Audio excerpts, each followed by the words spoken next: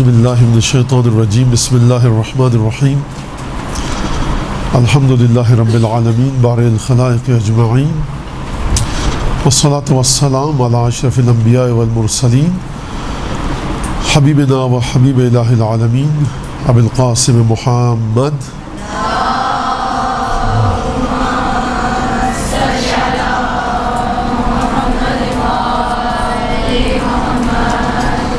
وعلى أهل بيته الطيبين الطاهرين واللعن الدائم على أعدائهم أجمعين أما بعد فقد قال الله الحكيم في كتابه المجيد أعوذ بالله من الشيطان الرجيم إن هذا القرآن يهدي للتي هي أقوم. سورہ اسراء کی آیت نمبر 9 ہے. اس میں پروردگار ارشاد فرما رہا ہے کہ قرآن اس چیز کی طرف ہدایت کرتا ہے کہ جو اقوم ہے. اقوم کا مطلب کیا ہے؟ یعنی قیام، یعنی مضبوطی کے ساتھ اپنی جگہ پر ایستادہ ہے. موضوع جو میرا ہے آپ کو سب کو اطلاع ہوگی کہ موضوع ہے کہ مجالس میں خطاب میں، اپنی جو مجالس وغیرہ کا خطاب ہوتا ہے اس میں کیا موضوعات پیش کیے جائیں. یہی موضوع ہے آپ کے پاس بھی، مجھے یہ دیا گیا ہے. اطلاع ہے آپ لوگوں کو اس موضوع کی؟ خیر، کہ قرآن کے اندر مجالس میں کون سے موضوعات کو پیش کیا جائے، کس طرح سے سمیٹا جائے، اس گفتگو کو کس طرح سے پیش کیا جائے. بہرحال میں کوشش کروں گا. اور یاد رکھیے کبھی بھی کوئی تقریر، کوئی درس اس موضوع کا آخری درس نہیں ہوتا. کچھ پرانے سوالات جو آپ کے ذہن میں ہوتے ہیں اس کا جواب آپ کو ملتا ہے، اور ڈھیروں نئے سوالات آپ کے ذہن میں پیدا ہوتے ہیں. یہ موضوع جو ہے کہ مجالس میں کن موضوعات کو پیش کیا جائے، مجھے یہ لگتا ہے واضح کہ اس سے یہاں پر جو بیٹھی ہیں ہماری بچیاں اور بہنیں وہ ذاکرہ بننا چاہتی ہیں یا کچھ ذاکرائیں بھی ہیں اس میں سے. لہٰذا میں زیادہ ادھر ادھر نہیں جاؤں گا، لیکن ذاکرات اور ذاکری کے عنوان سے دو جملے کہوں گا کہ ذاکری، اس سے پہلے کہ ہم یہ بات کریں، کیونکہ میں نے عرض کیا کہ لگتا مجھے یہ کہ یہاں پہ ذاکرائیں بیٹھی ہیں اس لیے میں بات کہہ رہا ہوں. ذاکر یا ذاکرہ جب تک عزادار کا احترام نہیں ہوگا اس کے دل میں، اور ایک محبت نہیں ہوگی، اور وہ ایتام آل محمد نہیں سمجھے گا کہ میرے سامنے آل محمد کے یتیم بیٹھے ہیں، اس وقت تک اس کی ذاکری کا بہت ایک اہم رکن مفقود ہوگا.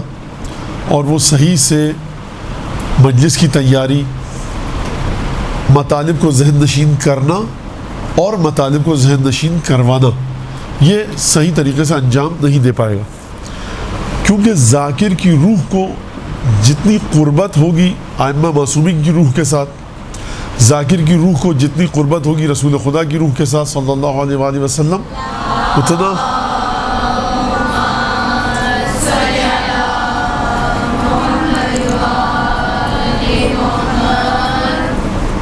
اتنا زیادہ بہتر طریقے سے مطالب کو، نکات کو، مضامین کو اپنی خطابت کے، تقریر کے منتقل کر پائے گا یا کر پائے گی. تو سب سے پہلے یہ چیز ہونی چاہیے کہ ہم اس سے پہلے کہ دیکھیں کیا چیز پڑھیں، کس طرح سے پڑھیں، کس طرح سے یاد کریں اس کو یا رٹیں یا پہنچائیں. سب سے پہلے کوشش انسان یہ کرے کہ اپنی روح کو نزدیک کرے ائمہ کی روح کے ساتھ، اور اس کا وہی طریقہ جو صفات ہیں ان کے اندر اس کو وہ اپنائے. عبادتوں کی طرف توجہ، تکبر، خود پسندی، عجب سے دور رہے. اور اگر بہت اچھی مجلس پڑھ پایا تو کہے کہ یہ سب خدا کا فضل ہے، لطف ہے، اور اس کی کوئی حقیقت نہیں ہے. نماز اول وقت، قرآن کی تلاوت کثرت کے ساتھ.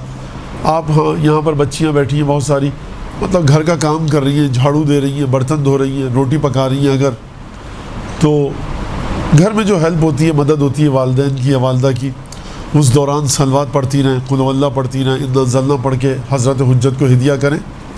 اس سے روح کے اندر ایک لطافت، پاکیزگی، طہارت آئے گی کہ جو انسان کو نزدیک کرے گی کس کے ساتھ؟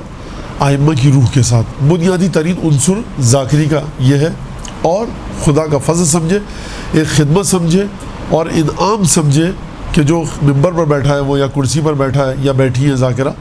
یہ بات ایک تو بات یہ ہو گئی.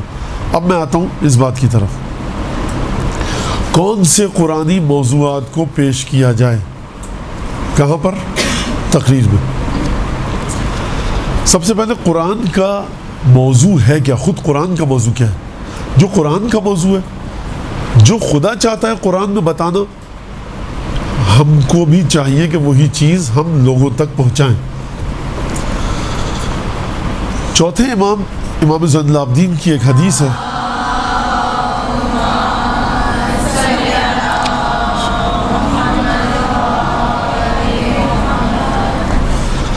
بنیادی ترین چیز کیا ہے قرآن میں؟ چوتھے امام فرماتے ہیں ان القرآن یہدی الی الامام والامام یہدی الی القرآن۔ امام قرآن کی طرف ہدایت کرتا ہے اور قرآن امام کی طرف۔ یہ حدیث خود تشریح طلب ہے، ظاہر سی بات ہے کہ اس میں وقت لگے گا۔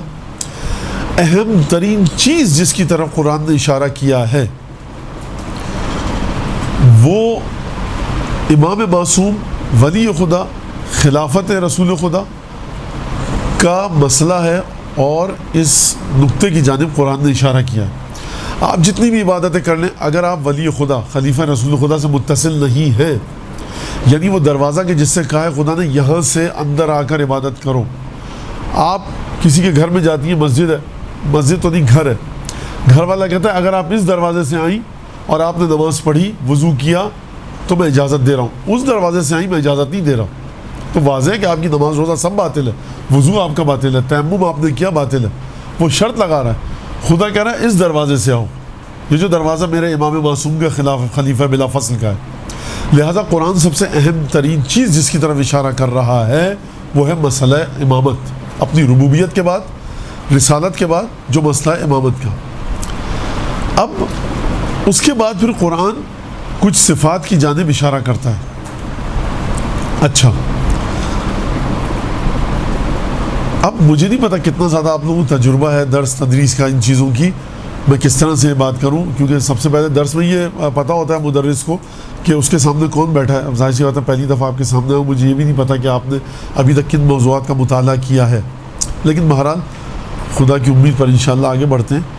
اور ایک چیز بتاؤں، آج کل جو ایک چیز چل رہی ہے معاشرے میں کہ ہم قرآن کو دیکھتے ہیں اور اگر ہم توضیح المسائل کو ہٹا دیں، بائی پاس کر لیں توضیح المسائل کو، اور خود قرآن کو سمجھنا چاہیں کہ قرآن تو یہ کہہ رہا ہے، توضیح المسائل یہ کہہ رہی ہے، تو آپ قرآن کو لیں گے توضیح المسائل کو؟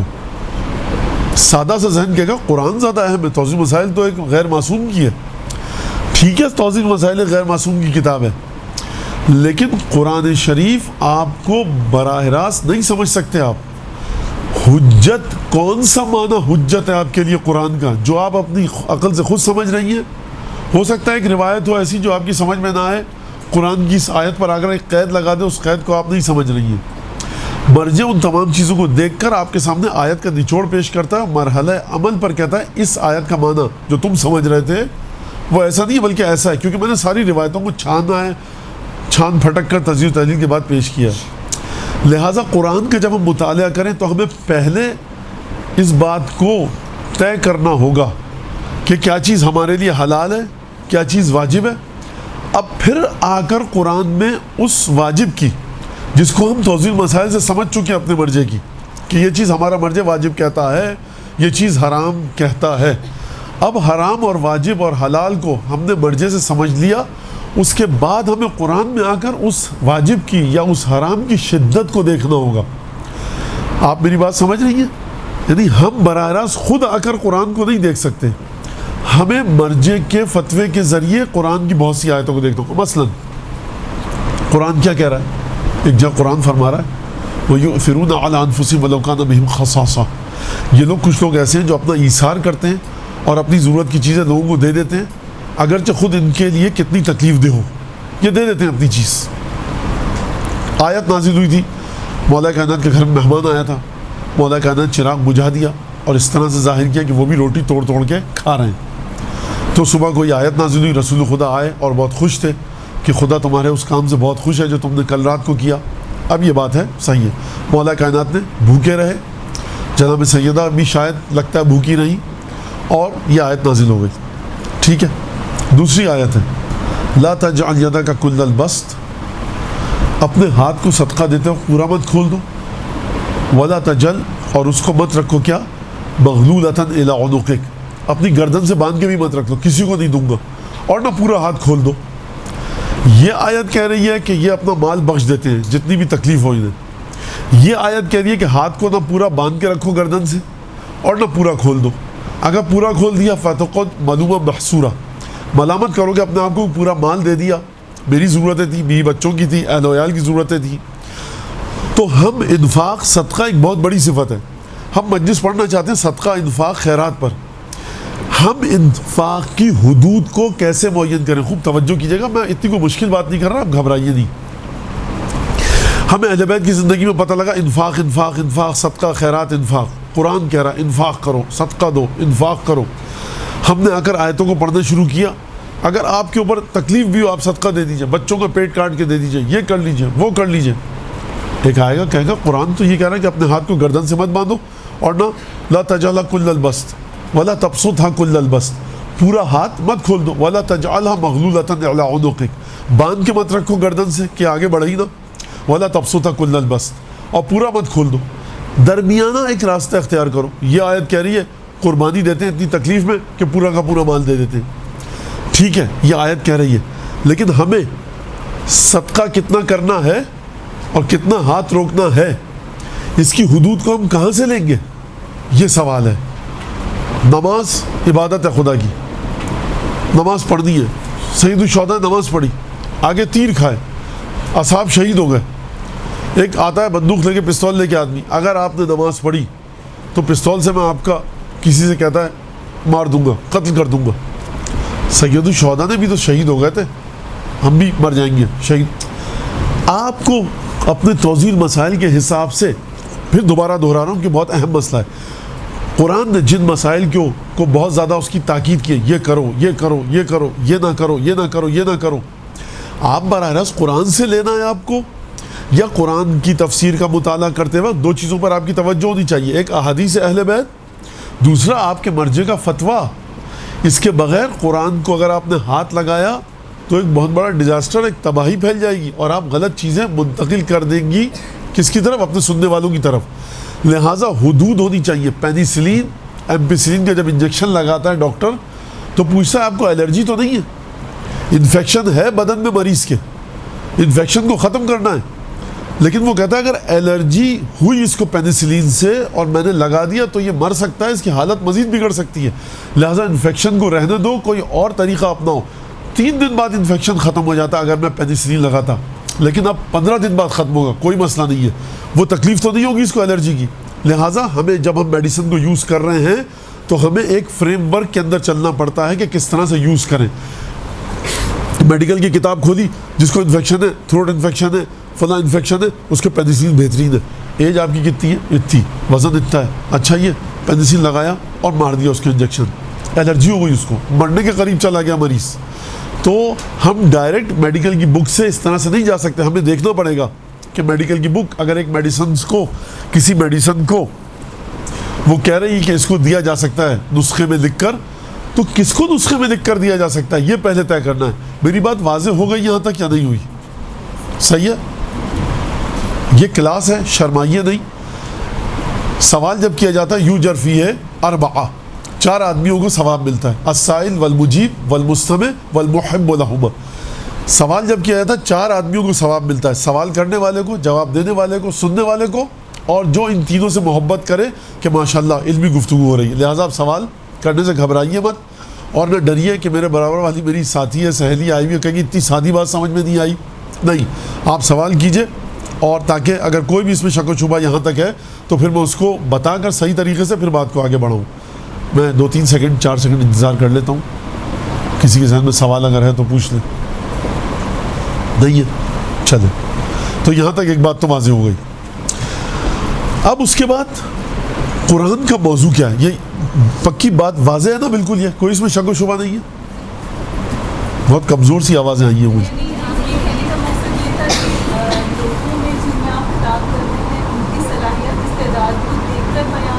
ایک تو یہ چیز ہے، یہ بالکل صحیح بات ہے کہ صلاحیت اور استعداد کو دیکھ کر، لیکن دوسرا مسئلہ یہ ہے کہ ایک آیت اگر آ رہی ہے روزے کی فضیلت میں، تو آپ روزے کی فضیلت کو بیان کرتے وقت فقہ پر بھی آپ کی نظر ہونی چاہیے۔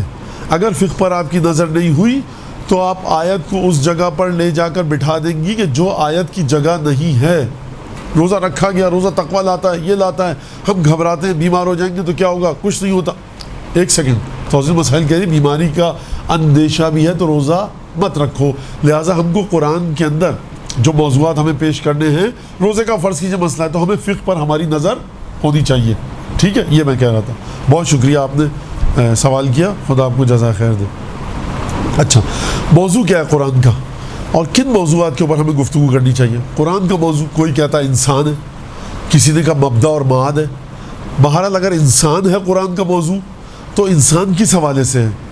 انسان کو بھی کہا گیا کہ بھائی تم وہاں سے خلق کیا گیا, تم نہیں تھے, زندگی ایسے گزارنی ہے, تمہاری زندگی کے درجات یہ ہیں, مراحل یہ ہیں, مر جاؤ گے, قبر, قیامت, پل صراط اور یہ سب چیزیں. ٹھیک ہے, تو انسان ہے موضوع اگر, تو انسان سے متعلق کیا چیز ہے؟ مبدا اور معاد, یعنی کہاں سے انسان آیا اور کہاں پر جائے گا. تو قرآن کا موضوع کیا؟ انسان اور اس کی فلاح, اس کی بہبود. کون سی فلاح اور کون سی بہبود, کون سی بہتری؟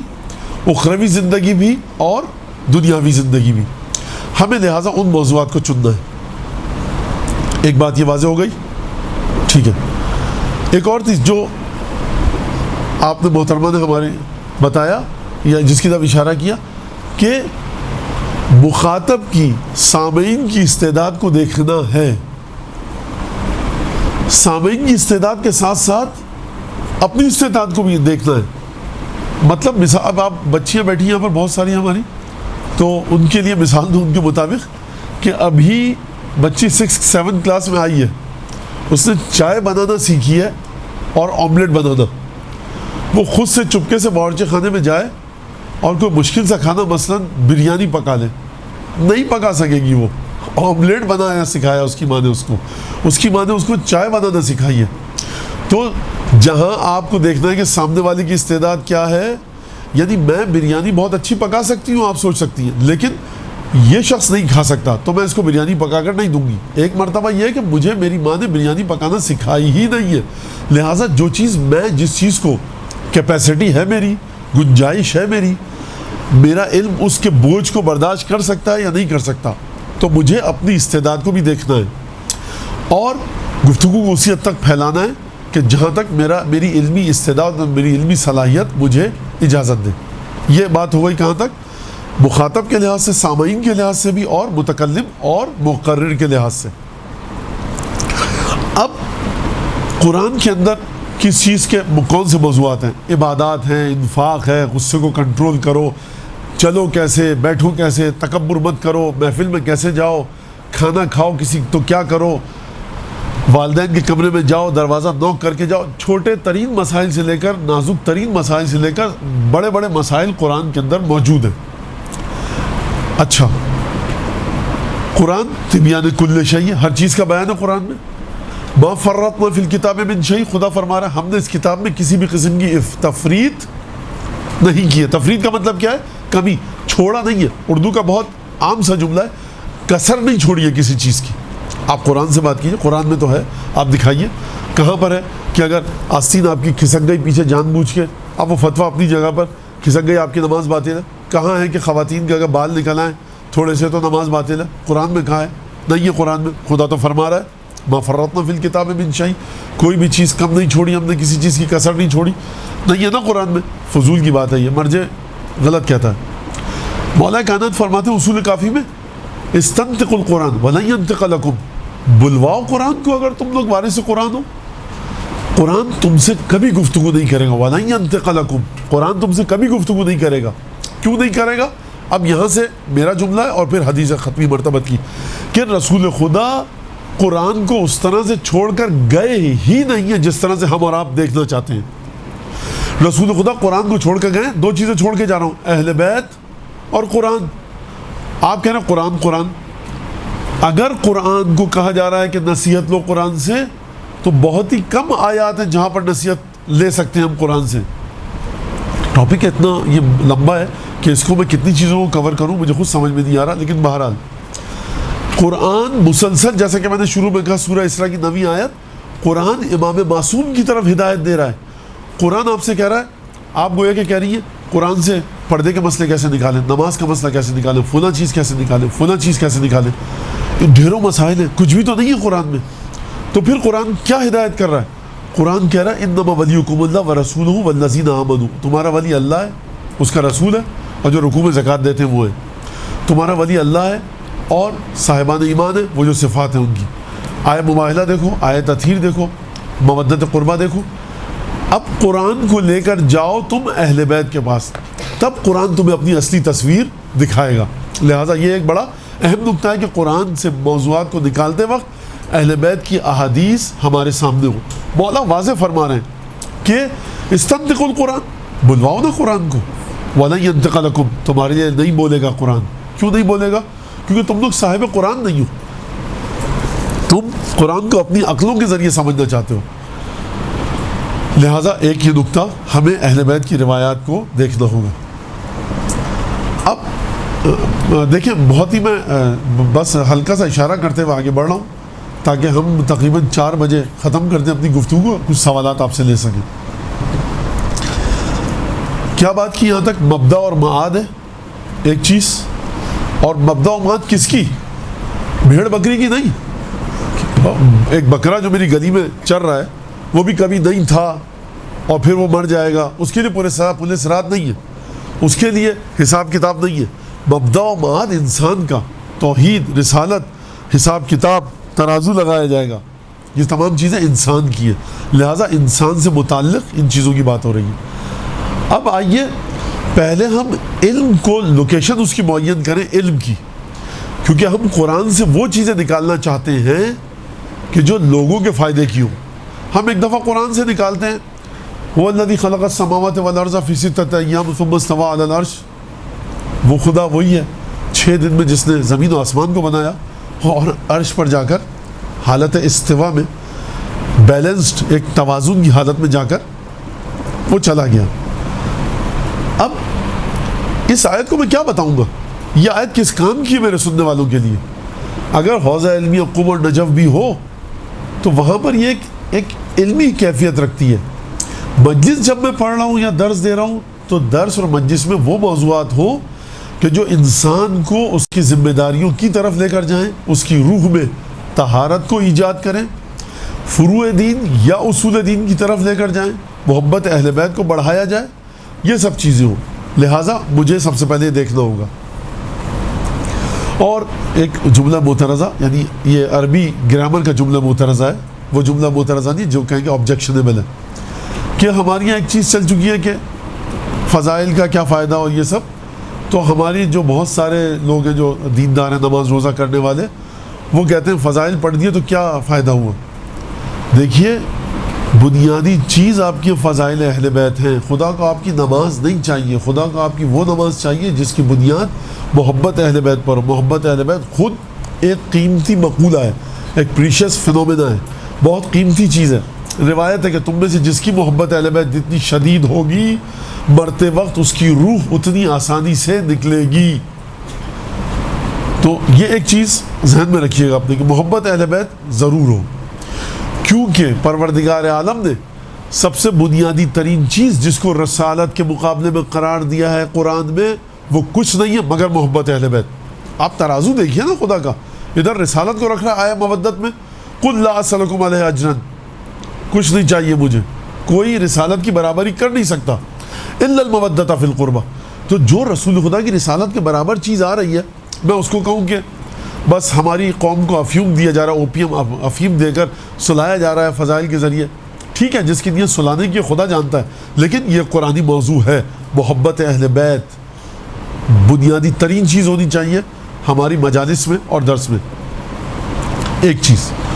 دوسری چیز یہ کہ اب چلتے ہیں ایک آگے ایک روایت ہے، اصول کافی میں ایک باب ہے، باب فضل العلم، علم کی فضیلت کا باب ہے کہ علم کی کیا فضیلت ہے.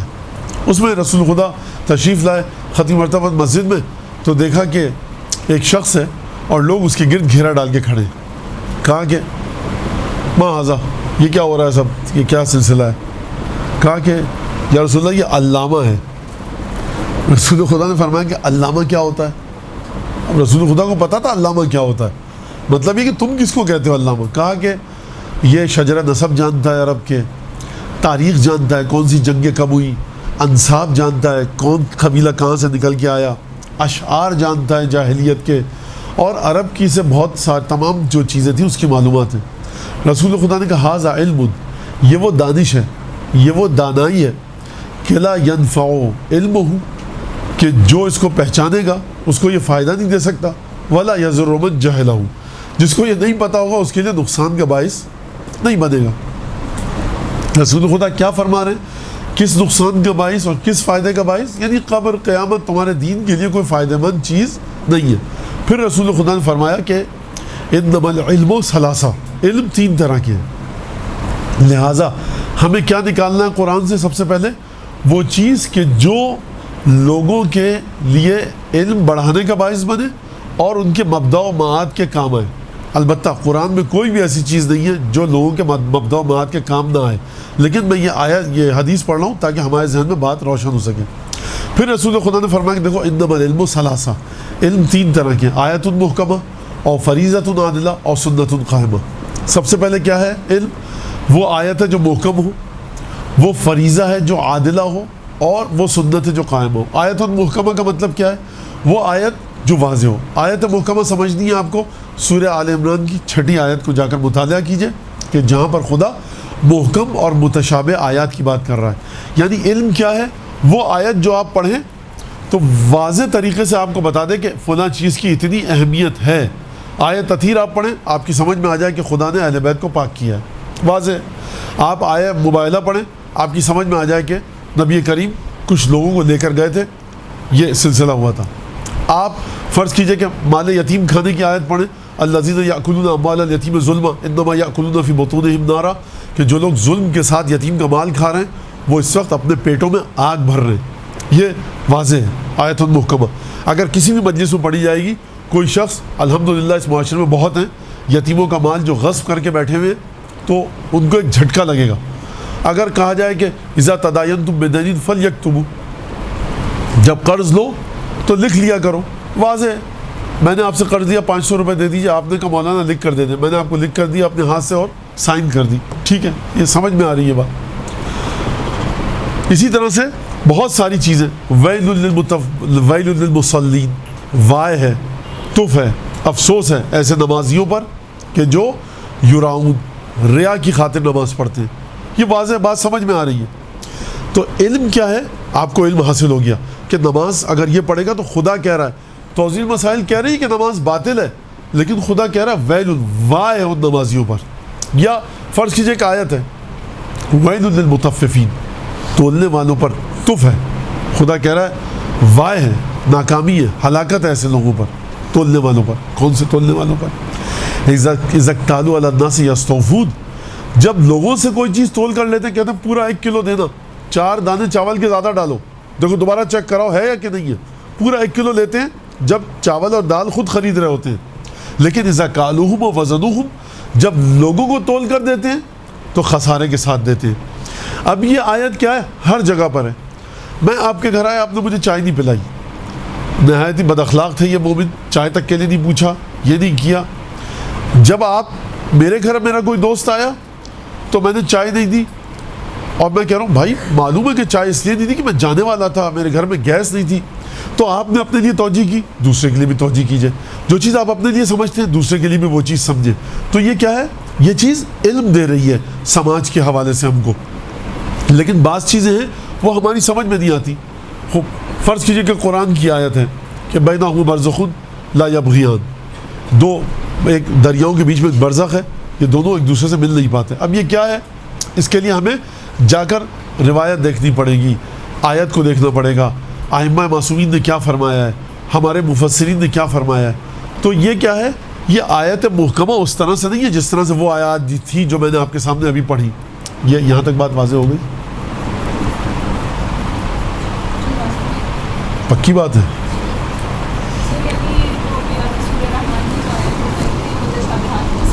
مطلب اس کو کہہ سکتے ہیں کہ تشابہ، سمجھ میں نہیں آ رہا کہ کس چیز کی جانب بات فرما رہا ہے پروردگار عالم، ٹھیک ہے۔ ہو سکتا ہے امام اس کو تشابہ سے نکال لیں، ایک ایسا جملہ فرمائیں کہ ہم کہیں ہاں اب یہ محکم ہو گئی، لیکن اگر آیت کو دیکھیں آپ تو نہیں سمجھ میں آ رہی کس کی بات کی جا رہی ہے، ٹھیک ہے۔ اچھا، فریضۃ عادلہ وہ چیز جو فرض ہے، جو واجب ہے آپ کے اوپر، عادلہ، عادل کس کو کہتے ہیں کہ جو نہ دائیں کی طرف جھکاؤ نہ بائیں کی طرف. عدل عن الطریق جب کہتے ہیں رستے سے مڑ گیا، عدول کر لیا. ہم کیا کہتے ہیں کہ ہم تقلید کرتے تھے آغا محسن حکیم کی، ہم نے عدول کیا، آغا خوئی کی طرف آ گئے، ہم آغا گل پیگانی کی طرف آ گئے، آغا فلانی کی طرف آ گئے. عدول وہاں سے کسی اور کی چیز کی طرف مڑ جانا، وہ فریضہ جو عادلہ ہے. یعنی کیا مطلب عادلہ ہے؟ یعنی یہ دائیں کی طرف نہ مڑ رہا ہے نہ بائیں کی طرف، وہ فریضہ جو واضح ہے دین میں وہ. اور سنت قائمہ، نبی کریم کی، معصومین کی وہ سنت کہ جو مضبوطی کے ساتھ اپنی جگہ پر موجود ہے، مشکوک نہیں ہے، وہ سنت. علم، رسول خدا فرمانے یہ 3 چیزیں ہیں. اس کے علاوہ جو بھی ہے وہ فضل ہے. یعنی مثال کے طور پر اگر میرا مرج تقلید، اس کو یہ 3 چیزیں پتہ ہیں، لیکن میرا مرج تقلید جو ہے وہ آرتھوپیڈک سرجن بھی ہے،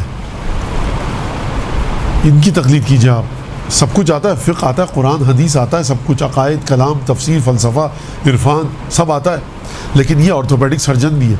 تو یہ بہتر ہوئے نا اس مرج تقلید سے جو آرتھوپیڈک نہیں ہے.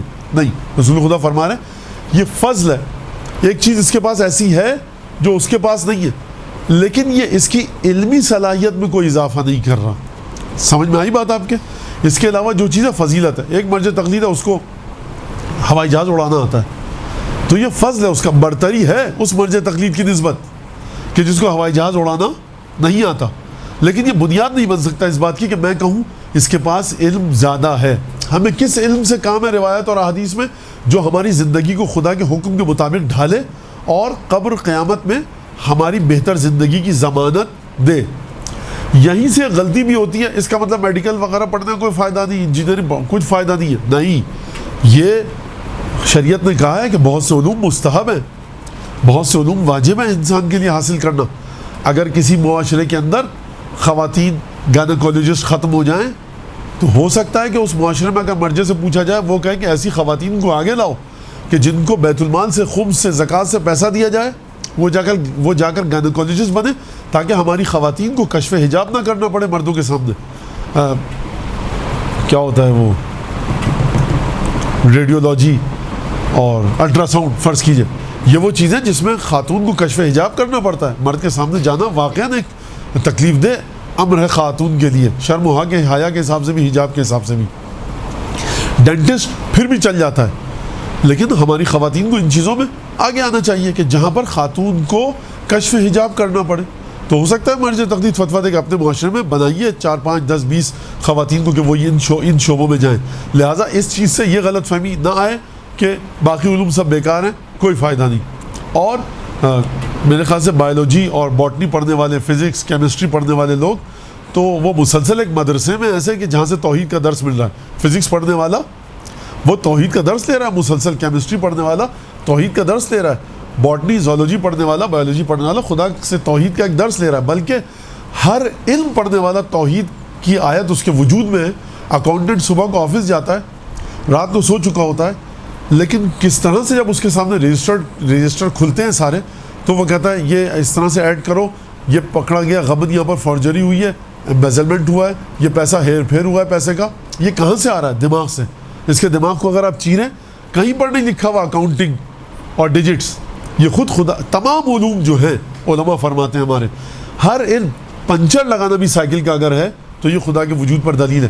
یہ کیسے لگا رہا ہے؟ صبح کو اٹھ کر آیا، کیسے اس کے دماغ میں موجود ہے؟ اگر اس کے دماغ کو چیریں، کہیں پر لکھا ہوا نظر نہیں آئے گا کہ سائیکل کو، کہ پنچر ٹائر کو اس طرح سے جوڑا جاتا ہے. بہرحال لہٰذا علم 3 طرح کے ہیں: آیت محکمہ، فریضۃ عادلہ، سنت قائمہ. اب یہاں پر کچھ صفات ہیں جو قرآن نے بیان کی ہیں کہ جس کو ہمیں پیش کرنا چاہیے.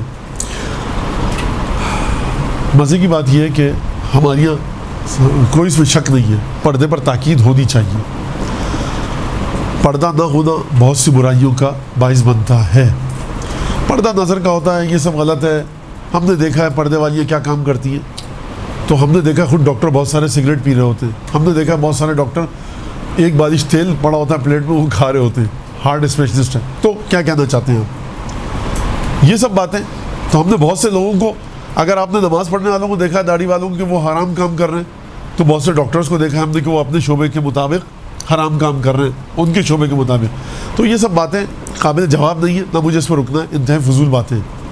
اور سیرت ائمہ سے ملتا ہے، اہل بیت سے ملتا ہے.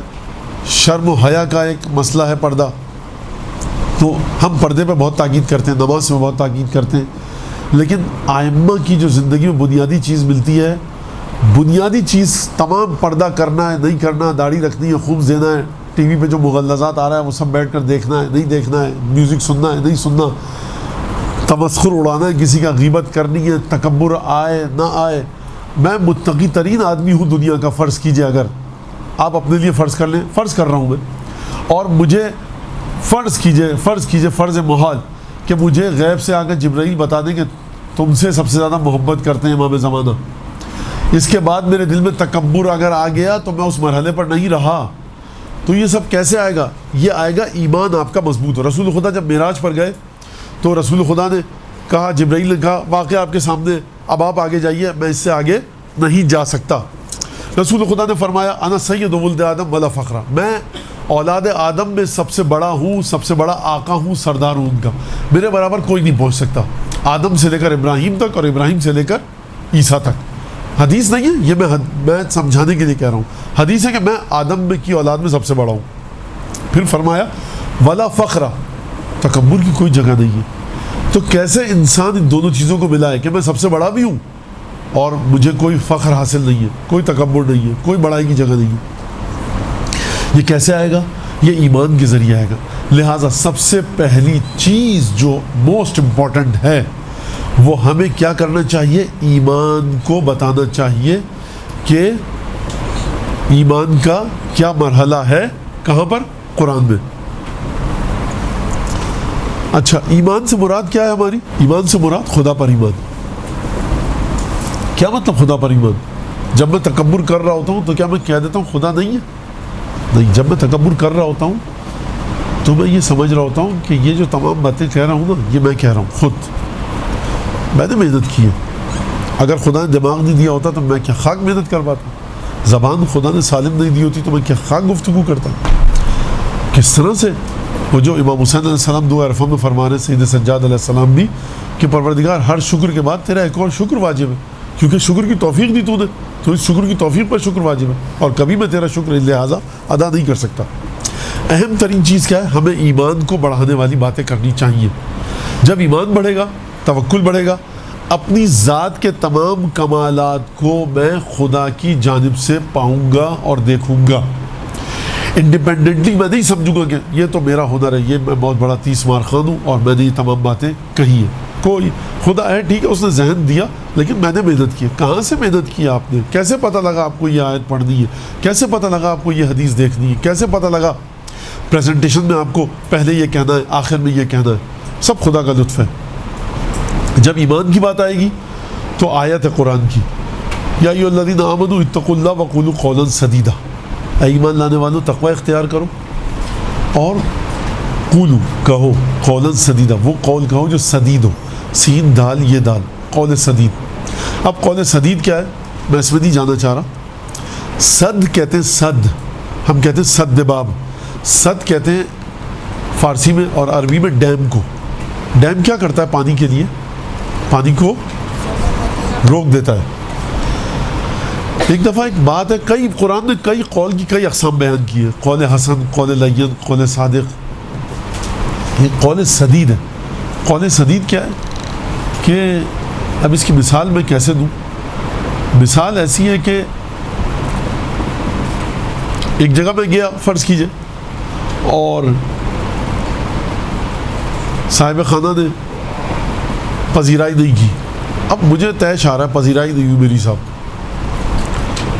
اب میں کہنا بھی چاہ رہا ہوں، نہیں بھی کہنا چاہ رہا. بیچ میں ایسی بات کر دوں گا کہ سامنے والا سمجھ جائے، مولانا وہاں گئے تھے آپ، خیال رکھا انہوں نے، بس کیا کہیں، اب چھوڑ دیجئے. یہ قول سدید نہیں ہے. آپ نے رکتے رکتے رکتے رکتے ٹکر مار دی آگے کھڑی ہوئی گاڑی کو، ہلکی سی ٹچ ہوئی ہے لیکن ڈیمیج ہوئی. قول سدید یہ ہے کہ تمام غلط باتوں کو روک دیں آپ، جو شریعت اور اخلاق کے خلاف نکل کر آ سکے. جھوٹ بھی نہ بولے لیکن صد کی طرح ڈیم لگا دیں آپ. یہ ایک مختصر سی مثال. میں نے زبان کی بات کیوں کی؟ مولا کائنات فرماتے ہیں کہ لا یستقیم ایمان عبد حتی یستقیم قلبہ، کسی بھی بندے کا ایمان اس وقت تک مستقیم نہیں ہو سکتا جب تک کہ اس کا قلب مستقیم نہ ہو، اور اس کا قلب اس وقت تک مستقیم نہیں ہو سکتا حتی یستقیم لسانہ، جب تک کہ اس کی زبان مستقیم نہ ہو جائے۔ پہلی بنیادی چیز تاکید ہے معصومین کی قرآن کی زبان کے اوپر، زبان کو کنٹرول کرے انسان۔ حضرت لقمان کی بہترین صفات میں سے کہ سمت، خاموش رہنا، اور جو ہم نے علماء کو، بزرگان مہاراجہ کو دیکھا ہے عجیب طریقے سے خاموش رہتے ہیں واقعاً، اور بہت، اور ذاکری کے لیے یہ بڑی امپورٹنٹ چیز ہے۔ اگر آپ کو مجلس پڑھنی ہے 2 گھنٹے پہلے، آخری تاریخ 2 گھنٹے پہلے، کہتے ہیں نا کہ امریکہ کی اگر بنی ہوئی دوا ہے 2019 میں اگر ایکسپائر ہو رہی ہے تو 2024 تک آپ اس کو کھا سکتے ہیں، لیکن پاکستان کی بنی ہوئی دوا ہے 2019 میں ایکسپائر ہو رہی ہے، 2015 میں پھینک دیجئے۔ آپ کی جو ایکسپائری ڈیٹ ہے، تاریخ ہے، ٹائم ہے آپ کا، ذاکری سے پہلے 2 گھنٹے پہلے آپ کو خاموش ہو جانا چاہیے بالکل، اور آپ سوچتی رہیں مطالب کے بارے میں، توسل معصوم سے کہ مجلس میں اثر پیدا کریں، ہدیہ کریں اس مجلس کو، معصوم کو، جناب سیدہ کو۔ خاموشی عجیب اثر رکھتی ہے۔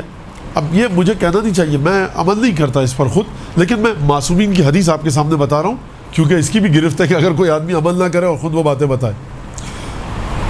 لہٰذا معصوم نے جتنی تاکید زبان پر کی۔ عبداللہ ابن ابی یافور، اس کا ساتھی آتا ہے چھٹے امام کے پاس، کہتا ہے کہ یا ابن رسول اللہ، عبداللہ ابن ابی یافور نے اقرا علیک السلام، یا اقرا کا السلام، سلام پہنچایا آپ کو۔ امام نے کہا وعلیکہ وعلیہ السلام، اور میرا بھی سلام تم عبداللہ ابن ابی یافور کو پہنچاؤ، اور کہنا کہ دیکھو، یعنی یہ حدیث اتنی مختصر ہے اور اتنی عجیب ہے کہ دیکھو، خوب غور سے دیکھو کہ بماذا سارا علی عند رسول اللہ، علی رسول کی نگاہوں میں علی کیسے بنے۔ یہ میرے خیال سے بڑی عجیب بات ہے۔ فرمایا کہ علی ابن ابی طالب بلغ عند رسول اللہ، پہنچے علی رسول خدا کی بارگاہ میں جس مقام پر پہنچے تھے، صدق الحدیث و اداء الامانہ، سچی بات کر کے اور امانت کی ادائیگی کے ساتھ۔ اب آپ میں سے کوئی یہ مت سوچے کہ یہ بات ہو رہی مولا جھوٹ نہیں بولتے تھے، صدق الحدیث یہ مولا کی شایع نشان بات ہو رہی ہے، اداء الامانہ کا مطلب ہے کہ امانت کی ادائیگی، یہ علی بن ابی طالب کے مطابق بات ہو رہی ہے، یعنی جو راز رسول خدا کا کسی کے سامنے نہیں کھولنا اس کو نہیں کھولنا، مجلس میں بیٹھے کہیں پر اس مجلس کی بات کو باہر بیان نہیں کرنا، تو مولا کائنات نے بیان باہر نہیں کی ہے۔ صدق الحدیث و اداء الامانہ فلزم ہو، مولا نے فرمایا، امام رضا صادق علیہ السلام نے فلزم ہو۔ عبداللہ ابن ابی یافور سے کہو، الزام کا مطلب کیا؟ لزوم کا، ملازم کہتے ہیں نا، ملازم ہے، کیا مطلب ملازم ہے؟ ساتھ ساتھ رہتا ہے مالک کے۔ عربی میں ملازم کا مطلب کیا ہے؟ ساتھ ساتھ رہو اس بات کے، ہمیشہ دیکھو اس بات کو کہ ساتھ رہے۔ لہٰذا سب سے اہم ترین چیز زبان، اور پھر اس کے بعد کیا ہے؟ انفاق، انفاق خدا کی راہ میں دینا۔ امام حسن فرماتے ہیں، مولا کائنات سے بھی ہے کہ طوبہ، کیا کہنے اس کے، مبارک ہو اس کو۔ بڑی عجیب حدیث ہے، طنز بھی ہے ہماری ذات پر، تماچا بھی لگایا گیا ہم سب کو، جو اس میں ملوث ہیں ان کو۔ طوبہ لمن امسک الفضل من کلامہ وانفق الفضل من مالہ، کیا کہنے اس کے کہ جو ضرورت سے زیادہ بات کے سلسلے میں اپنی زبان کو لگام دے کر روکتا ہے، اور ضرورت سے زیادہ اپنے مال کی لگام کو چھوڑ دیتا ہے۔ واقعی اس حدیث کو سونے کے الفاظ سے لکھا جانا چاہیے۔ جو ایکسٹرا بات ہوتی ہے اس کو روکتا ہے، اور اپنے مال کو جو ایکسٹرا ہے، اس کی ضرورت سے زیادہ ہے، اس کو انفاق کرتا ہے۔ یہ بذات خود ایک موضوع ہے، انفاق کیسے کیا جائے، میں صرف اشارہ کر رہا ہوں۔ تو ہمیں چاہیے کیا کہ انفاق کے اوپر بولیں، یتیموں کی خبرگیری پر بولیں، زبان کے گناہوں پر بولیں، میاں بیوی کے جو تعلقات ہیں اس پر بولیں۔ بہت زیادہ ہمارے یہاں حق تلف کیا جاتا ہے خواتین کا۔ اب وہ خواتین دیکھیے، یہاں پر کوئی کالج ڈبیٹ نہیں ہو رہی ہے کہ ایک روسٹرم رکھا ہے کہ بہووں کی زیادہ غلطی ہے، ایک روسٹرم رکھا ہے ساسوں کی زیادہ غلطی ہے۔ وہ جو 4 ڈبیٹ کرنے والے آئے وہ جیت گئے کہ ساسوں کی زیادہ غلطی ہے، تالیاں پٹی، ان کو انعام ملا. نہ، یہاں پر حدیث کے مطابق بات ہو رہی ہے. یعنی کیا مطلب؟ یعنی جو فیملی لائف ہے، جوائنٹ فیملی سسٹم ہے، یہ اس سسٹم کے بارے میں گفتگو کرنی چاہیے. آپ خواتین ہیں اور بہت سی بچیاں بھی ینگ ہیں، ان کی شادی نہیں ہوئی ہے اور ان کی شاید بہت سی سہیلیوں کی شادی ہو گئی ہو. وہ الحمدللہ اپنی ساسوں کی جب آ کر رپورٹ دیتی ہوں گی تو دل میں ایک نفرت بھر جاتی ہوگی. جب ایسی ذاکرہ بیٹھتی ہے ممبر پر تو وہ تعادل سے باہر چلی جاتی ہے اور ساسوں کو وہ رگیت کے رکھ دیتی ہے بالکل. کوئی صاحبہ خود ساس ہیں اور وہ بہوؤں کو دیکھا انہوں نے اپنی کہ بہو ان کی مرضی کے مطابق نہیں چل رہی ہے تو وہ بیٹھی ممبر پر تو انہوں نے بہوؤں کو رگیت کے رکھ دیا. ہمیں صحیح سوچ بتانی پڑے گی. یعنی اگر شرعاً جائز ہو تو میں اور مجھ جیسے جو مطلب ہم جیسے جو لوگ ہیں بالآخر ممبر پر بیٹھتے ہیں، عالم کیا کہیں اپنے آپ کو، تو وہ واٹس ایپ پہ بتائیں کہ کیا مطلب گھروں میں کس طرح سے کچلا جا رہا ہے خواتین کو. جہاں بہو کا داؤ چل گیا اس نے ساس کو کچل دیا، جہاں ساس کا داؤ چلا اس نے بہو کو کچل دیا. خواتین ہماری یہاں قربانی کا بکرا ہیں. بے تکے کرائٹیریا کو دیکھ کر باپ لگتا ہے ایک اپنے گھر سے کھوٹے کو کھولا، لڑکی کو اپنے دوسرے کے کھوٹے سے باندھ دیا. عجیب و غریب قسم کا یہ بہت بڑا ایشو ہے. اس کے اوپر آپ جا کر احادیث کو جمع کریں اور بیلنس تقریر رکھیں اپنی. آپ کی تقریر سے یہ نہ سمجھ میں آئے کہ کیونکہ 24 25 26 سال کی ہیں، ابھی بہو کے مرحلے پر ہیں، آپ کا لڑکا بھی 10 سال کا ہے تو ابھی آپ اس وقت کیا بہو کی حمایت کر رہی ہیں. آپ کا لڑکا 26 سال کا ہوا، اب جو ہے آپ نے ساسوں کی حمایت میں بولنا شروع کر دیا. ایسا نہ ہو. معارف اہل بیت کو سکھائیے. تو میں نے کیا کہا؟ انفاق، کیونکہ بہت زیادہ اثر ہے انفاق کا روح کے اوپر. حتیٰ ایمان کو بچاتا ہے، حتیٰ مال کو بچاتا ہے، عمر کو طولانی کرتا ہے، آفات کو دور کرتا ہے. اطعام، کھانا کھلانا مومن کو بہت ثواب ہے. خود یعنی خدا ان اساتید کو طول عمر دے. ہم جب کبھی رات کو کسی استاد کے گھر ملنے جاتے ہیں، السلام علیکم، وعلیکم السلام، کیسے ہو، خیریت سے ہو، پہلا سوال یہ کہتا ہے کھانا کھایا ہے. یہ کیا، یہ کوئی ہمارے یہاں پوچھے کھانا کھایا تو یہ ایک ایبیوزو لینگویج میں آ جائے گا. مطلب کیا کھانا کھایا، یہ کیا سوال ہے؟ کیونکہ ہم نہیں سمجھتے تھے پہلے کہ ہمارے استاد ہم سے کیوں پوچھتے ہیں کھانا کھایا ہے، سلام احوال پرسی کے بعد. کیونکہ روایت ہے کہ کسی کے گھر میں کوئی آئے رات کو اور وہ کھانا کھا چکا ہے، پیٹ بھر کے سوئے، اور مہمان بھوکا جائے بھوکا سوئے تو یہ کفر کی حالت میں مرا، اس کا ایمان کم ہو گیا، اس نے شرک کیا، کیا کیا. تو یہ روایات کے ہم جب علماء کو دیکھتے ہیں، اساتذہ کو دیکھتے ہیں قم اور نجف کے، تو ان کو دیکھتے ہیں ان کی زندگی میں ہم کو بڑی بیتوکی باتیں لگتی ہیں لیکن وہ روایات اور احادیث کے مطابق چل رہے ہوتے ہیں. ہم نے دیکھا اپنے اساتذہ کو کہ وہ نوجوانوں کے ساتھ بیٹھے ہوئے کالج یونیورسٹی کے اسٹوڈنٹس کے ساتھ، وہ فٹ بال کے بارے میں بات کر رہا ہے، وہ بھی سننا ہے، فٹ بال کے بارے میں 2 4 جملے کہہ دیے. روایتوں میں دیکھا اس کی جڑ روایتوں میں ملتی ہے. روایات پر جتنا آپ کا تسلط ہوگا، روایات جتنی آپ کی گرفت میں ہوں گی، اتنی اچھی طریقے سے آپ قرآن کے موضوعات کو اٹھا سکتی ہیں اور پریزنٹیشن دے سکتی ہیں. ما جبل اللہ ولیا، حدیث ہے رسول خدا کی صلی اللہ علیہ وآلہ وسلم.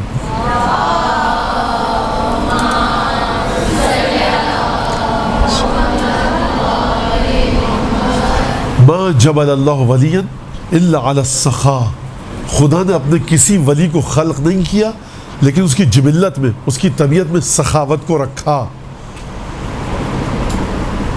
اور دوسری ایک اور روایت ہے اس میں حسن خلق بھی شامل ہے. پھر میں تکرار کر رہا ہوں، پریزنٹیشن ہمیں کیا قرآن سے نکالنا چاہیے؟ سب سے پہلے خود ہماری شخصیت ایسی ہونی چاہیے کہ رسول خدا فرماتے ہیں کہ تم میں قیامت میں سب سے قریب مجھ سے وہ ہوگا جس میں یہ خصوصیت ہو، یہ 4 5 خصوصیات گنوائی. اہداکم امانتاً واصدقکم حدیثاً، سب سے زیادہ سچی بات کرے، سب سے زیادہ امانت کو ادا کرے. حسن خلق، سب سے زیادہ اخلاق اچھا ہو. واقرب الناس، جو لوگوں سے نزدیک ترین ہو، یعنی لوگ گھبرائیں نہیں اس سے بات کرتے ہوئے. یہ ایک بڑا مسئلہ ہے کہ اگر لوگوں کو آپ اجازت دے دیں، چھوٹ دے دیں تو بے ادبی پر اتر آتے ہیں. اگر آپ اپنی شخصیت کو اکڑا کر رکھیں، لگتا ہے کہ ہمارے بقول ایک دوست کے کلف لگایا ہوا ہے، تو پھر تکبر میں آتا ہے. تو بہرحال اس طرح سے کہ خوش اخلاقی اور آپ کی خوش اخلاقی کے بعد کی وجہ سے اگر آپ کے سامنے میں سے کوئی بے ادبی کرتا ہے، یہاں پر پھر حدیث آتی ہے آپ کو گائیڈ کرتی ہے کہ مومن کے لیے چاہیے کہ حلم یرد بہ جہل الجاہل. اس طرح کا پیشنس، ٹالرنس، صبر، بردباری رکھو اپنے اندر جس کے ذریعے تم نادان کی نادانی کا جواب دے سکو. وہ رسول خدا کی ابا پکڑ کے کھینچ رہا ہے، رسول خدا مال غنیمت تقسیم کر رہے ہیں، ابا پکڑ کے کھینچ رہا ہے، گردن پر لگتا ہے کہ اسکریچ بھی ایک پڑ گیا رسول خدا کے, کھچی ابا یا لال ہو گئی یہاں سے گردن, یا محمد اے دل عدل کرو, محمد عدل کرو. کیا چاہیے تھا رسول خدا کو؟ کہتے ہیں کہ تم کافر ہو گئے, جاؤ جا کر کلمہ پڑھو دوبارہ. تین دفعہ جب اس نے کھینچی ابا, کہا کہ ان لم یکن العدل عدل عندی فعند من یکن, یہ تو مجھے بتا, اگر میں عدل نہیں کروں گا تو کون عدل کرے گا؟ یہ ہے تحمل, یہ ہے برداشت. تو یہ ایک چیز تھی جو رہ گئی تھی. اچھا, لہٰذا ہماری یہاں تک بات کیا آئی کہ صفات حسنہ, ان کا ارتباط قرآن سے, اور ہمیں سب سے پہلے وہ چیزیں نکالنی پڑیں گی احادیث سے کہ جن پر معصومین نے سب سے زیادہ تاکید کی. اب میں کنکلوژن کر رہا ہوں, سوالات آپ سے لیں گے اس کے بعد. ہمیں کیا کرنا پڑے گا؟ احادیث کو دیکھنا پڑے گا کہ سب سے زیادہ معصومین نے کس پر تاکید کی ہے. ٹھیک ہے, جب ہم نے احادیث سے وہ صفات نکال لی, اب ہمیں قرآن میں جانا پڑے گا اور ہم دیکھیں گے کہ قرآن ان کے بارے میں کیا کہتا ہے. ہم اس آیت کو سرنامہ کلام میں لے کر آئیں گے, معصومین کی زندگی کے واقعات اور معصومین کی احادیث کے ذریعے ہم اپنی گفتگو کو آگے بڑھائیں گے. لہٰذا کیا ہوا, سب سے پہلے ہم قرآن کا مطالعہ کریں. اچھا, جو ذاکرہ بننا چاہتی ہیں آپ میں سے, کامیاب ذاکرہ. کامیاب ذاکرہ کا مطلب کیا ہے؟ کہ رش نہیں ہے. کامیاب ذاکر وہ نہیں جو رش لگا ہوا ہو. ایک بڑا دردناک مسئلہ ہے ذاکری کے حوالے سے. 50 سال ایک آدمی نے ذاکری کی ایک جگہ پر, اس کی ایک سوچ تھی. 5000 آدمی آتے تھے, 50 سال تک 5000 آدمی سنتے رہے. جو 25 سال کے تھے وہ اب 75 سال کے ہوئے, کچھ مر گئے. جو 5 سال کے تھے وہ اب 55 سال کے ہو گئے. یہ ذاکر انتقال ہو گیا اس کا. 5 محرم 4 محرم کو 28 ذی الحجہ کو, پہلی محرم کو جو ذاکر آیا, وہ ذاکر مرحوم ذاکر کی فکر سے بالکل متضاد تھا. ٹرسٹ نے بلایا, یہ متضاد فکر والا. اس وقت یہ بات نہیں ہو رہی کہ وہ شمر ہے, یہ نعوذ باللہ ہر تھے, یا یہ ہر ہے وہ شمر تھے. نہیں, فکر مختلف ہے, ٹوٹل 180 ڈگری فکر مختلف ہے. ٹرسٹ نے ان کو بٹھایا, 50 سال انہوں نے ان کی مجلس سنی تھی. آج بھی وہی مجمع آ رہا ہے, پورا کا پورا 5000 ان کی مجلس سن رہا ہے, واہ واہ کر رہا ہے. کامیاب ذاکر وہ ہے کہ جو اپنی فکر کو ذہنوں میں کاشت کر کے جائے کہ پھر اس فکر سے مخالف فکر ذہن میں کاشت نہ ہو سکے. کامیاب ذاکر وہ ہے جو خدا کا ذکر کرے, عمار کی تربیت کرے, میثم تمار کی تربیت کرے, ابو ذر سلمان کی تربیت کرے, کہ ہو 5 آدمی ہو 10 آدمی, لیکن یہ کسی طرف مڑ کے جا نہ پائیں. لہٰذا اپنی مجلس میں جب 10 آدمی دیکھیے تو شکر کیجئے خدا کا. اگر غلطی آپ کی طرف سے نہیں ہے تو, اگر آپ بور مجلس پڑھتی ہیں یا میں بور مجلس پڑھتا ہوں تو مجھے اپنی اصلاح کرنی چاہیے. لیکن شکر کرے خدا کا, کیوں کہ اگر گمراہ کن بات کہیے تو گمراہی 10 تک رہے گی, اور اگر میں بہت اچھی بات کر رہی ہوں تو یہی 10 کافی ہے. مولا کائنات سے رسول خدا نے فرمایا, ایک آدمی تمہارے ہاتھوں ہدایت پا جائے, خیر مما طلعت علیہ الشمس, جن چیزوں پر سورج چمکتا ہے اس سے بہتر ہے. لہٰذا جب بھی ذاکرہ, اب یہ میرا موضوع نہیں ہے لیکن مجھے یہ اجازت دیجیے کہنے کی, جب بھی ذاکرہ ذاکر بیٹھے, اس کی نگاہوں کے سامنے سید الشہداء کا چہرہ مبارک ہو, اور اس کو ایمان ہو کہ سید الشہداء مجھے دیکھ رہے ہیں.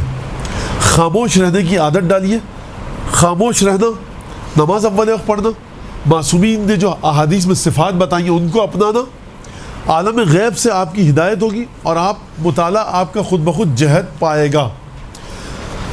بچہ جو متولد ہوتا ہے وہ کیا پیتا ہے؟ دودھ پیتا ہے. ٹھیک ہے, معذرت کے ساتھ یہ مثال مجھے دینے دیجیے. جب وہ دودھ پیتا ہے کبھی کبھی اس کو کیا ہوتی ہے؟ قے ہوتی ہے. وہ کیا اگلتا ہے؟ کیا اگلتا ہے؟ وہ دودھ. ٹھیک ہے, آپ اتنا زیادہ احادیث معصومین کو چبائیے, کھائیے, نگلیے کہ معذرت کے ساتھ اگر قے بھی ہو تو احادیث کی صورت میں نکلے. جو چیز آپ کے وجود میں جا رہی ہے وہی باہر نکلے گی. قیامت میں جناب سیدہ پرندے کی طرح سے آپ کو ہم کو کیوں اٹھائیں گی زمین سے؟ کیونکہ قیامت نام ہے ہماری حقیقت کے ظاہر ہونے کا. ہماری حقیقت کیا ہے؟ عزادار حسین ابن علی, موالی حسین, موالی عربی والا موالی کہہ رہا ہوں میں, موالی حسین ابن علی, موالی 14 معصومین. یہ قیامت یہ حقیقت قیامت میں اپنے آپ کو دکھائے گی اور پھر اس کے مطابق ہمارا فیصلہ ہوگا. لہٰذا اتنا زیادہ نہج البلاغہ, صحیفہ سجادیہ, مفاتیح الجنان, یہ 3 کتابیں آپ کے اگر مسہری پر سوتی ہیں آپ سائڈ ٹیبل پر رکھی ہو، اگر آپ زمین پر سوتی ہیں کوئی ٹیبل رکھیے اپنے سرانے رکھیے، شروع سے پڑھنا شروع کیجئے، ٹیگ لگائیے اسٹیکر، بند ختم کیا آپ نے 1 سال لگا، پھر شروع سے شروع کیجئے، مفاتیح کا مطالعہ کیجئے، پوری مفاتیح کا مطالعہ، صحیفہ سجادیہ کو مطالعے میں رکھیے، ایک بات۔ دوسری بات، اگر کوئی ہماری یہاں پر بچی یا بہن چھوٹی ہے میری یا بڑی بہن ہے مجھ سے برابر کی ہے یا بچیوں کے برابر ہے میری، جو بھی ہے، اگر وہ بھی کوئی یہاں پر موجود ہے اور اگر وہ ذاکری کرتی ہیں تو سب سے زیادہ خیال رکھیں اس بات کا کہ شوہر کے اور اولاد کے حقوق کو وائلیٹ نہ کریں، اس کو پامال نہ کریں۔ مطلب میں جانتا ہوں کہ بدھ کا درس ہے، جمعے کی نماز ہے، دعائے ندبہ ہے، حدیث قصہ ہے، پیر کی نماز ہے، منگل کی نماز ہے، اتوار کا امام باڑہ ہے، یہ ہے۔ گھر میں کیا ہو رہا ہے؟ بچوں کو فون کر کے کہا جا رہا ہے بیٹا وہ کانفرنس پاپے رکھے نا وہاں چائے بناؤ وہاں سے کھا لو۔ یہ نہیں ہے سلسلہ۔ بچہ جب اگر آپ کا نومولود نوزائیدہ چھوٹا بچہ ہے، جب وہ صبح کو اٹھے تو ماں کی شکل دیکھے، ماں کی شفقت کا کو درک کرے۔ وہ ٹھیک ہے 2 مہینے 8 دن چل جاتا ہے کسی حد تک، لیکن میں شوہروں کو جانتا ہوں چڑچڑے ہو گئے کہ مولانا یہ کیا دین آ گیا ہے، صبح کو دعا کو رات کو حدیث قصہ، یہ لیلۃ الرغائب 23 کے اعمال فلانا، یہ صحیح نہیں ہے۔ تو ان چیزوں کو بیلنس بھی کریں۔ یہ میرا موضوع نہیں تھا لیکن آ گیا، لہٰذا میرے خیال سے بات ہماری ختم ہو گئی۔ ہاں تو لہٰذا کیا کہا میں نے، صفات حسنہ کو دیکھے کہ سب سے زیادہ قرآن نے کس پر تاکید کی ہے؟ قلبی کیفیت پر، محبت اہل بیت۔ پھر کس پر تاکید کی ہے؟ حدیثوں سے نکالے جا کر دیکھے اور ان کو پھر قرآن سے جا کر دیکھیں۔ پہلے آئمہ کی احادیث میں چیک کریں کہ آئمہ نے سب سے زیادہ اہم ترین چیز کس کو قرار دیا ہے، اور پھر قرآن سے ان موضوعات کو تیار کریں، ایک چیز۔ اور دوسری چیز پھر کیا ہے؟ صورت اور مادہ۔ صورت کا مطلب کیا ہے؟ ظاہری پریزنٹیشن۔ مادے کا مطلب کیا ہے؟ اس کی غذائی اہمیت، غذائیت کتنی ہے، نیوٹریشن ویلیو کتنی ہے، انریچمنٹ کتنا ہے اس میں ڈائٹیشنسٹ کے پاس اگر آپ جائیں گی تو وہ کہے گا اس میں 10-15 ہزار کیلوری ہے۔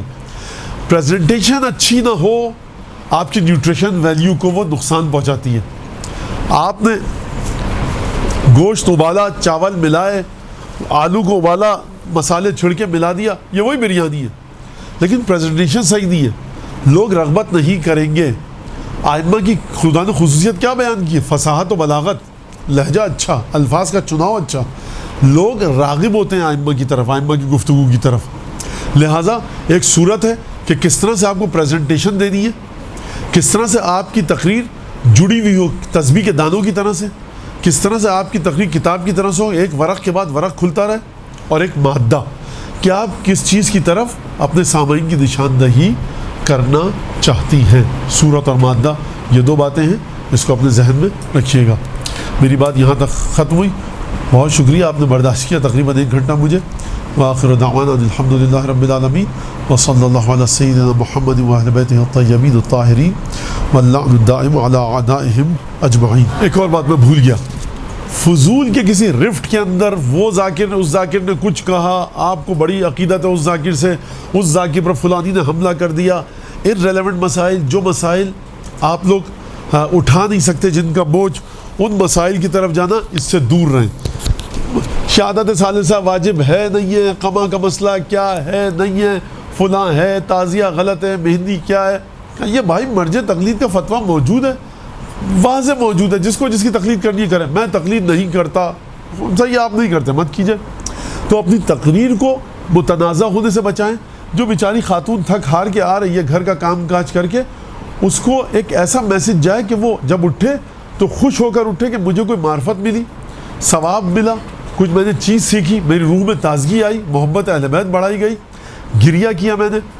اور مصائب کے اندر میری بہت بہت درخواست ہے یہ ذاکراؤں سے کہ ذاکرہ صاحبہ آئیں، حضرت قاسم کے ساتھ یہ بھی نہیں ہوا تھا، حضرت قاسم کے ساتھ وہ بھی نہیں ہوا تھا، یہ بھی غلط ہے، حضرت علی اکبر اس طرح شہید ہوئے۔ اب یہاں سے میں صحیح مصائب پڑھتی ہوں، آپ نے آنسو خشک کروا دیے، آپ کو غلط مصائب سمجھتی ہیں کہ فلاں مصائب غلط ہیں، آپ مت پڑھیے۔